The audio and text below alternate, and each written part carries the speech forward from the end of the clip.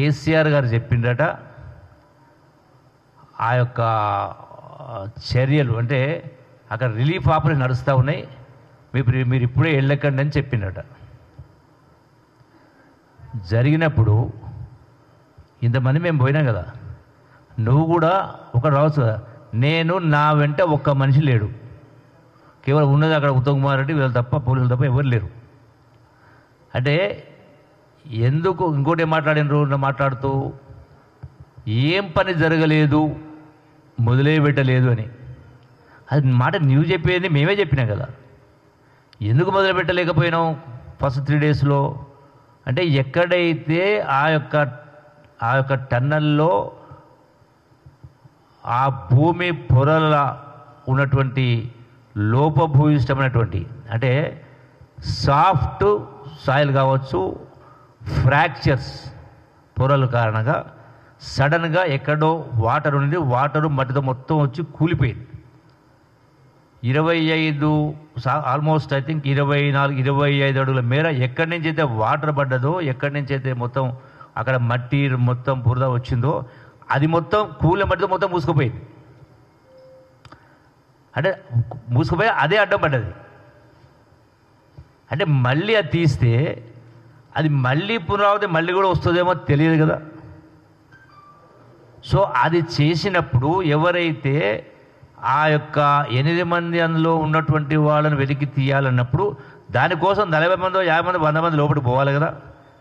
So ఆలపోయి సడన్గా machine లోపలికి పోయే పరిస్థితి లేదు. సపోజ్ ఆలపోయి మొత్తం తీసినాం అనుకో, ఇమ్మీడియట్ తీసినాం అనుకో, మళ్ళీ అదే వరద అదే బురద మట్టి ఇంకా ఉందేమో వస్తే వీళ్ళు పోయిన వాళ్ళు లోపలికి వెళ్ళి వాళ్ళు కూడా వాళ్ళకి సమాధాన పరిస్థితి వస్తుంది కదా. అది ఇంత స్పష్టంగా చెప్పిన తర్వాత కూడా కామన్ సెన్స్ లేకుండా మొదలే పెట్టలేదంటే అంటే నీవు వచ్చినప్పుడు మొదలు పెడతారా?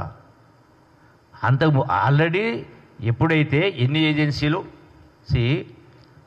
ఒకటి company JP associates, 2 Robinson company, తర్వాత NDRF team, army team, naval team, Singareni, rat man holders, SDRF, national geo sensing agency, NRS రాయడం జరిగింది.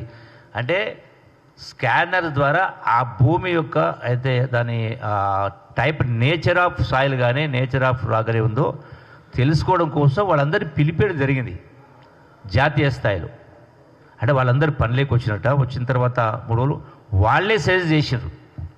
యాక్చువల్ మేము ఇమీడియట్గా ఇది చేద్దామనే పరిస్థితుల్లో ఇమీడియట్గా చేస్తే ఈ ప్రమాదం ఒకటి పొంచి ఉంది, దానిపైన స్పష్టత లేకుండా చేస్తే మరొక 8 మందిని కాపాడపోయి మళ్ళీ 50 మంది లోపల పరిస్థితి వస్తుంది అనే కింద వాళ్ళవన్నీ కూడా వెరిఫై చేసి చెప్పిన తర్వాతనే అది ఆ కన్సాలిడేట్ అయినట్టు ఉంది కింద తర్వాతనే మొదలుపెట్టడం జరిగింది. వీళ్ళు రాకముందుకే ముందు రోజు రాత్రే వీళ్ళు రాకముందుగా 1 డే బిఫోరే అప్పటికే అది మొదలుపెట్టేసి ఆ కట్టింగ్ స్టార్ట్ కానీ ఆ వాటర్ బెయిలింగ్ అవుట్ కానీ ఆ ఉన్నటువంటి బురద కూడా ఆ లోకో ట్రైన్లో పోగిలో బయటికి తీసుకొచ్చేటువంటి కార్యక్రమం చేయడం జరిగింది. అంటే ఎవరైనా ఎందుకు చేయరు? చేసే బాధ్యత కదా. పోనీ నేను అడుగుతా ఉన్నా, మరి నేను చెప్పిన స్వయంగా ఫస్ట్ హ్యాండ్ ఇన్ఫర్మేషన్ ఉండాలని సంబంధిత జిల్లా మంత్రి నేనే స్వయంగా లోపలికి పోయినా కదా. ఫస్ట్ డేనే చెప్పిన కదా, కేవలం 50 మీటర్లు మాత్రమే అది అగుపడలేదు, టోటల్గా స్లరీ ఉంది, అసలు లోపలికి పోయే పరిస్థితి అని చెప్పాను.